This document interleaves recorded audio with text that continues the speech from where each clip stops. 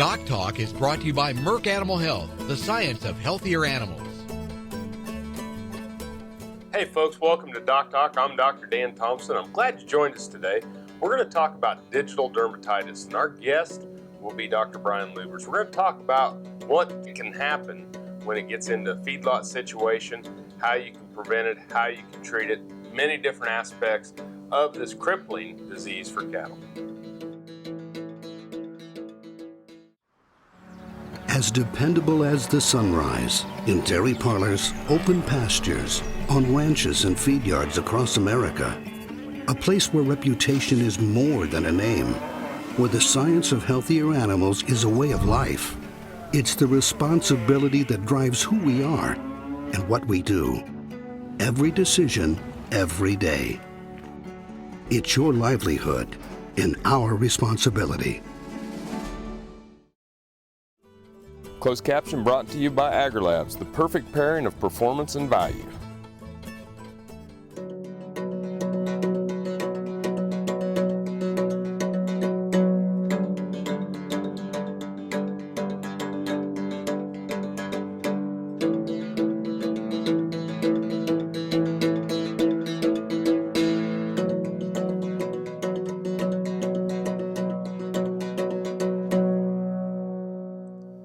Hey folks, welcome to the show. Brian, welcome back. Thanks. Always good to have Dr. Brian Lubers, who is the Director of Microbiology at the Veterinary Diagnostic Lab here at Kansas State University's College of Veterinary Medicine. And Brian, you've had some experience with digital dermatitis, not you personally. Not me personally, no. But had some cases, whether it's on dairies. But today we want to hone in on the feedlot situation a little bit. What exactly is digital dermatitis? So it's papillomatous digital dermatitis. It has a whole bunch of names, actually. Strawberry foot rot, Montellero's disease, that's the guy that found it the first time. Hairy heel wart, any of those, we're all talking about the same thing. And what it is, it's actually a pretty new disease. It was first described in the early 1980s, which is a while ago, but in diseases, that's pretty early. We don't really know what causes it. We think it's caused by a bacterial pathogen. There's probably many conditions, so environment, the pathogen itself, the animal, that kind of play into whether an animal is actually affected or not. But we think it's a bacteria called a treponema. Okay, so describe a treponema, because that doesn't sound like just a normal bacteria. It's not. And probably the closest thing that most cattle producers would be familiar with be relatively close to like a leptospire. Okay. It's actually in the same family as what causes trench mouth in people. So that's kind of it is kind of an unusual pathogen on the veterinary side. So, I mean, trench mouth and hairy heel wart and things like this, is this captured in the environment? Is this something that, in the soil? It probably maintains itself in the animal. So we need an infected animal to bring it into a new environment. Okay. But what we know about it, which is actually pretty little because it is a relatively new disease, is it probably persists in the environment for a long time. So once you get it into a place, moist soil will maintain this bacteria for quite a while. Okay. And so, and that's what I was also going to say. When you hear heel rot or heel wart, trench mouth, things like that, it lends itself to moisture, or not necessarily an arid climate, I'm going to assume. Not necessarily. And what we know is, we're specifically talking about feedlot, is animals that are pasture grazing in large settings are at lower risk than animals that are confined, and we think that probably has to do with moisture and mud and things like that. And so typically I've always thought of digital dermatitis or hairy heel wart as more of a dairy. And that typically is the case, that it was first described in Europe and the United States primarily in dairies. And so that's kind of and it was typically kind of started, most of the original research and case reports were coming out of kind of the large Western dairy. So originally we thought it was a large dairy herd problem, but now we know it's pretty much spread across the United States. And like you said, we've seen it in some feed yards and are seeing it increasingly in feed yards. Yeah. Well, we're going to take a break. When we come back, we're going to talk more with Dr. Lubers about some of the clinical signs and what you'll see in the feet of these animals that get digital dermatitis or hairy heel wart. We appreciate you watching the show. We're going to take a break, and we'll see you right after these messages.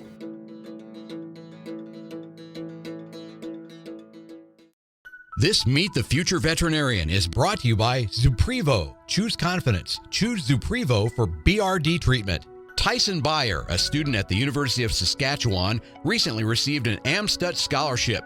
As a fourth-generation rancher raised on a cow-calf operation, Tyson grew up in the cattle business, and it was natural for him to pursue an education in bovine medicine. After graduation, he plans to work in a large animal practice, then move into bovine reproductive technologies. Some call it a come-from-behind victory, an unlikely win, a reversal of fortune, snatching victory from the jaws of defeat. This is our moment, our victory dance, because we choose confidence. We choose Zuprevo for BRD treatment. Ask your veterinarian to prescribe Zuprevo. Zuprevo is a fast-acting, long-lasting BRD treatment that you can count on to get the job done. Choose confidence. Choose Zuprevo from Merck Animal Health. No matter where, no matter why, the Veterinary Health Center at Kansas State University is committed to providing quality patient care to animals and exceptional customer service to their owners. From routine checkups to emergency and specialty care, our world-renowned specialists and experienced professionals are here to discover, to teach, and to heal. Let us know. How can I help? How can we help? Hi, I'm Kevin Ochsner, host of NCBA's Cattleman to Cattleman and Colorado Rancher. Join me each week as the National Cattlemen's Beef Association brings you the latest updates in industry information and market news. Plus, each week we provide important educational information and features on cattlemen from across the country just like you. And we can't forget our favorite cowboy poet, Baxter Black. Join me for NCBA's Cattleman to Cattleman, debuting Tuesday nights at 8:30 Eastern, right here on RFD TV. Beef producers asked for it, and Norbrook delivers. Introducing new Enroflox 100, the newest addition to your arsenal for treating bovine respiratory disease. Enroflox 100 is an FDA-approved, ready-to-use injectable antimicrobial solution to treat BRD associated with Mannheimia hemolytica, Pasteurella multocida, and Histophilus somni in beef and non-lactating dairy cattle. Administered SQ as a multiple-day therapy. Consult with your veterinarian today about Enroflox 100, the new choice. This segment is brought to you by Norbrook Laboratories, manufacturers of Enroflox 100, the newest addition to your arsenal for treating bovine and swine respiratory disease. Hey folks, welcome back to Doc Talk. Dr. Dan Thompson here with Dr. Brian Lubers. We're at Kansas State University, where Dr. Lubers serves as the Director of Microbiology for our Veterinary Diagnostic Lab. And we're talking about digital dermatitis or hairy heel wart or strawberry foot rot. I love all the names. They finally, the digital dermatitis sounds a lot more scientific. But anyway, let's talk about the clinical signs. So what am I going to see out in the pen, or is it going to be one animal? Is it going to be multiple animals? Does it, Sure. And I think really what the challenge is how is digital dermatitis different from foot rot? Because those are probably the two closest things that a producer would see. And so if you're comparing those two, number of animals, with foot rot, there may be multiple animals affected at the same time, but they're probably all exposed at the same time. With digital dermatitis, you would expect to see a few cases up front, and then it kind of spread through that pen or even multiple adjacent pens. As far as lesions, the biggest thing, if you're looking at the animal from a distance, with foot rot, typically we'll see some swelling in that foot above the hoof. We generally don't see that with digital dermatitis. So the lesion is pretty much confined to the heels. That's why we call it hairy heel wart, and it's usually on the back legs. So if I'm kind of profiling a case of digital dermatitis, it'll be an animal that has a back foot that's affected. It will be not swollen. and it will be very, very painful. These lesions, when you touch them, these animals will pull back their foot. A lot of them in the advanced stages of the disease, they'll do what they call a toe tipping walk, so they'll just put weight on their toes. They won't put weight on the heels. But the lesions can be in between the front of the toes, so you may see some unusual, but the typical case will be back foot, very painful, and in what we see an increasing number of cases. Yeah, well, and the painfulness, it has to be something that kind of differentiates as well. But as you mentioned, you have to pick up the foot.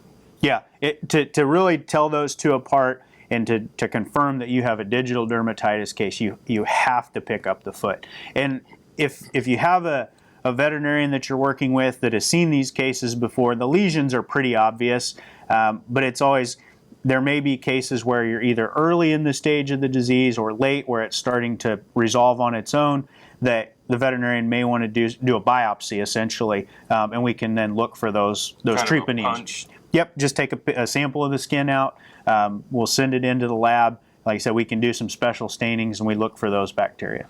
And does it smell as bad as like a foot rot? Not typically, no. Okay. No, the lesion, it's called strawberry foot rot for a reason, because it actually looks like a strawberry. It gets that kind of red, it's raised up, it'll have little kind of indentations like strawberry skin, and it looks like somebody put a strawberry on the back of their foot. Cool. So, just in general, multiple animals, hind limbs, across multiple pins, different stages of the disease.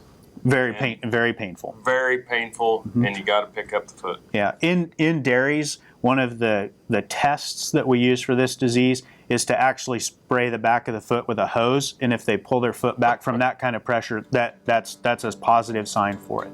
Cool. We're going to take a break. Folks, after the break, more about digital dermatitis with Dr. Brian Lubers.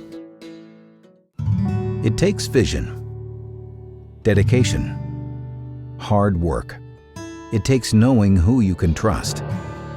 At Zinpro Corporation, we have more industry-endorsed research behind our trace minerals than any other company. Proof that our patented performance minerals help improve overall animal health and performance. Lots of companies make claims. At Zinpro, we generate results.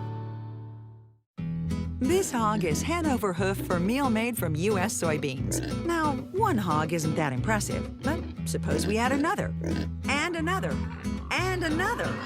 Before long, you've got billions of hungry customers around the world all clamoring for the same thing. Our soybeans. Learn more about the billion-dollar appetite of animal agriculture at BeyondTheElevator.com. Brought to you by America's soybean farmers and their checkoff.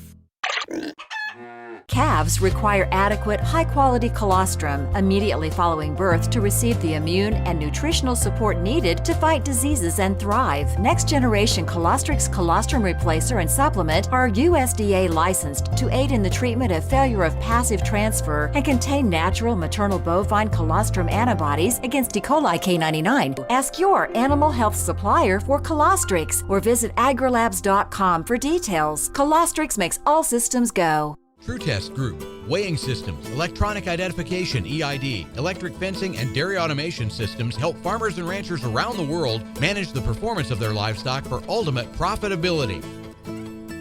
Yep.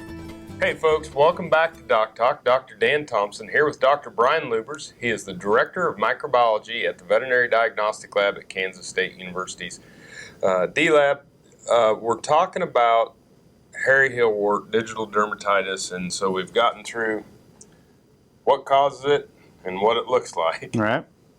Now, what do? I got an animal in the chute with it. Well, I think, when we talk about digital dermatitis, a lot of what we know comes from the dairy industry because they've been dealing with it a lot longer. And so the things that we know work are topical antibiotics. And so what they would use in dairies would be either for an individual animal, so a small number of cases, we'd take oxytetracycline, lincomycin, there's a couple others out there, and put it under a bandage, wrap the foot, put it on there and go away. Okay.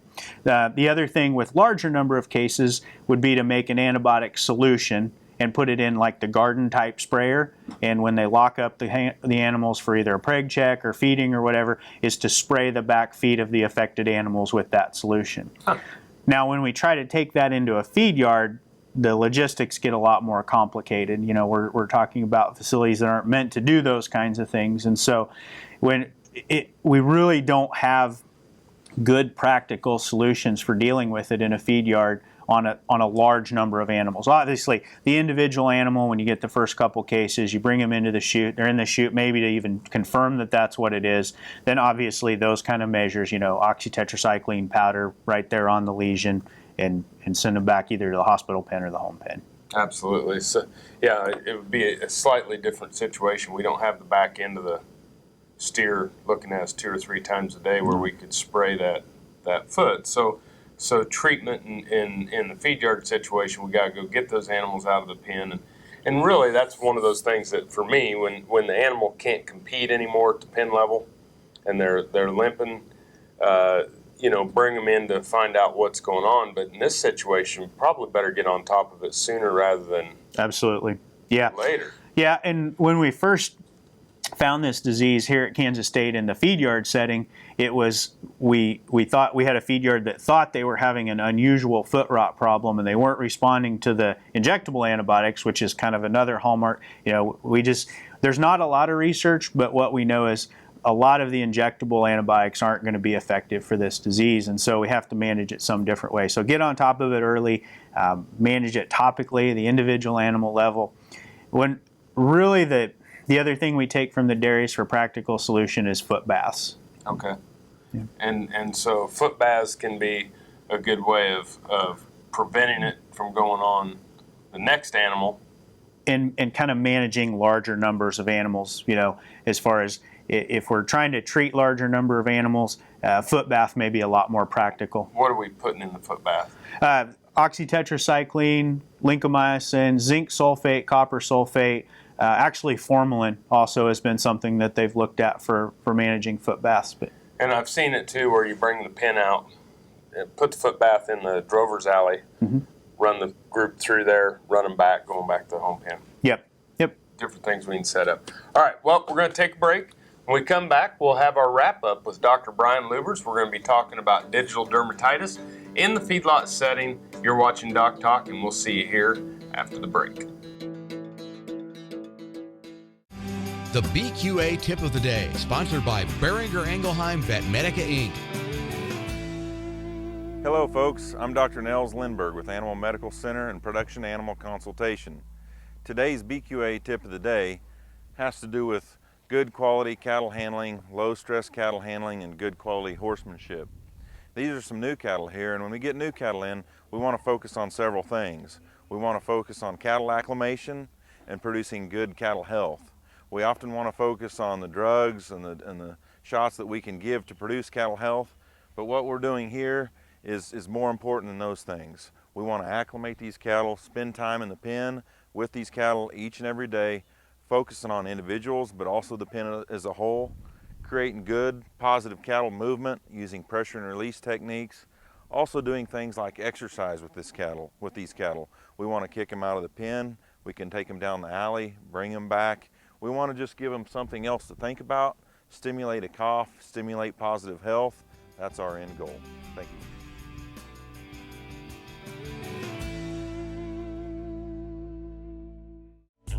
Say this is a calf that's been run through the chute a few too many times. Going through the chute stresses cattle, causing them not to eat like they should. Luckily, Pyramid 5 plus Presponse SQ provides proven protection against key respiratory diseases in a single shot, with just one trip through the chute. Talk to your veterinarian about Pyramid 5 plus Presponse SQ, and soon your calves will relax and eat like a whole different animal.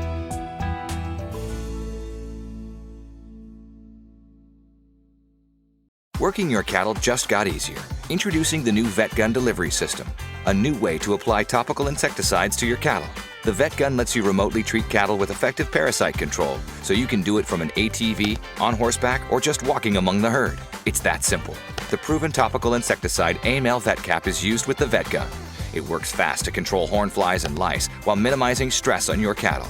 Fast, easy, effective. VetGun. Check with your animal health supplier for availability.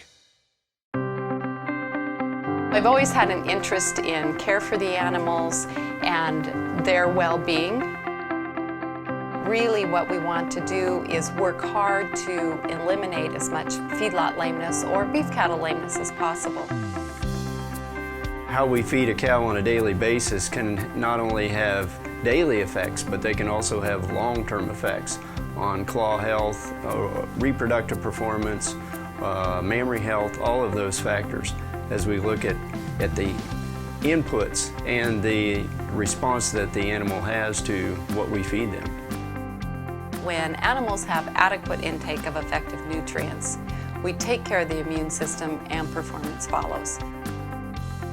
It's important that the consumers understand our dedication to the well-being of these animals. Hello friends, I'm Ernie Rodina. And I'm Dawn Dawson with the Better Horses Radio Show. For over 9 years, we've been bringing the Better Horses Radio Show to markets all across the Midwest. We talk about God, lots about horses. We talk about cows, we talk about horse health, we talk to top trainers, and we even talk about Roy Rogers. We're having a blast with Better Horses Radio Show and would love to take it to a market near you. So visit our website at betterhorsesradio.com and let us or your local radio station know you'd like to hear it in your area. The Better Horses Radio Show is unbelievable. Beef producers need a practical choice when antibiotic therapy is required. More than ever, they are reaching for non-prescription Noromycin 300LA from Norbrook. Specially formulated to produce sustained antibiotic blood levels up to 4 days in cattle, Noromycin 300LA delivers economic, broad-spectrum disease management for pneumonia, shipping fever, pink eye, wound infections, and foot rot. See for yourself why Norbrook's Noromycin 300LA is the practical choice for your herd. Valley Vet Supply is devoted to providing information and professional quality products at reasonable prices. Valley Vet Supply. This segment is brought to you by the Beef Quality Assurance Program and the Kansas Beef Council, improving animal care and beef safety for more than 20 years. Folks, welcome back to Doc Talk. Dr. Dan Thompson and Dr. Brian Lubers. Brian is the Director of Microbiology at the Veterinary Diagnostic Lab at Kansas State University's College of Veterinary Medicine. And we are talking about digital dermatitis. And as we left the break, we jumped into foot baths. Sure. So let's kind of wrap up with foot baths and the characteristics and how you use them and when you use them and things of that nature. Sure, and like I said, the things you'd put in a foot bath would be antibiotics, zinc, copper, formalin, but it's probably worth talking about the downside of a foot bath. And when you talk about foot baths, and again, we're translating a lot of this from the dairy side, but managing a foot bath is a lot more than just putting a foot bath in an alley and walking some cows through. All of those antibiotics, mineral supplements that we would put in that foot bath, all of them are deactivated by organic material, manure. Right. And so, keeping that foot bath clean becomes a very challenging proposition, especially when you're talking about tens to hundreds, maybe even 1,000 animals you're trying to get through a foot bath. So you either have to pre-foot bath with a wash, or you just change that foot bath very, very frequently. And then there's the environmental side too. We start talking about putting zinc and copper and antibiotics back into the environment. And formalin. In formalin, we've got all those challenges to face too. So we talk about digital dermatitis in a feed yard, and we don't know a lot about it, and it's just frustrating because logistically, it's one of our most challenging diseases to fight. Well, and I picture the old West show, the old John Wayne show of them crossing the river and running them through the bath. Something like that, yeah. And just keep maintaining the solution where you want it. Can be a logistical nightmare. Yep. But anyway, the dairies are just much more set up to control it and use products like that. Maybe we should be looking at areas like the processing barn and things like that as well. Well, and even with that, and it's probably, again, it's one of these things, we talk about it all the time.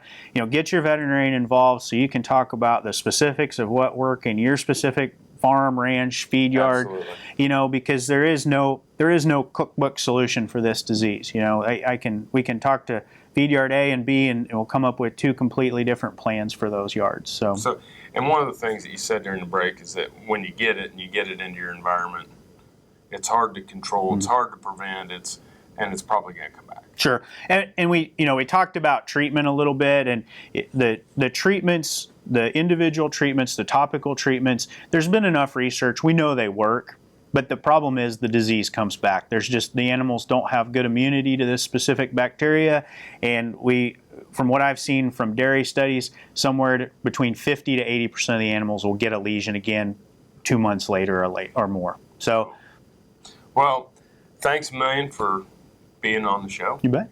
It was a great show. As always, Dr. Brian Lubers, Director of Microbiology here at Kansas State University. If you want to know more about what Brian and I do here at Kansas State University, you can find us on the web at www.vet.ksu.edu. Remember, always work with your local practitioner. Thanks for watching this morning. We appreciate you coming and spending some time with us. I'm Dr. Dan Thompson. You've been watching DocTalk, and I'll see you down the road. Closed caption brought to you by AgriLabs, the perfect pairing of performance and value.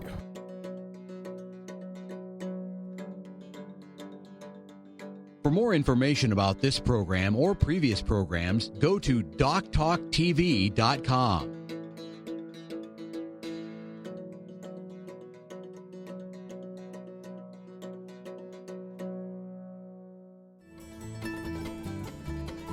DocTalk was brought to you by MERCK Animal Health, the science of healthier animals.